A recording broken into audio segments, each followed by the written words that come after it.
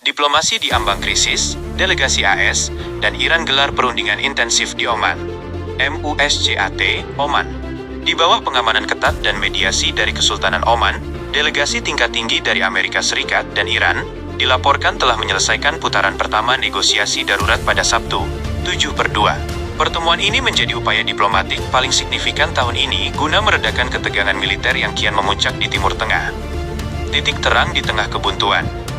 Menteri Luar Negeri Iran, Abbas Araghchi, dalam pernyataan singkatnya usai pertemuan 8 jam di Muscat, menyebutkan adanya atmosfer konstruktif dalam menentukan kerangka kerja dialog.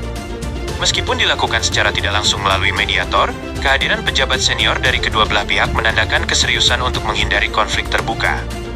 Kami telah meletakkan poin-poin dasar di atas meja. Fokus kami tetap pada kedaulatan Iran dan pencabutan sanksi yang adil, ujar Araghchi kepada kantor berita nasional Iran. Agenda utama, nuklir vs keamanan regional. Draft negosiasi menunjukkan adanya perbedaan fundamental yang masih sulit dijembatani. Tuntutan Iran. Teheran mendesak agar pembicaraan dibatasi secara ketat pada pemulihan kesepakatan nuklir dan jaminan keamanan bahwa AS tidak akan melakukan upaya penggulingan kekuasaan.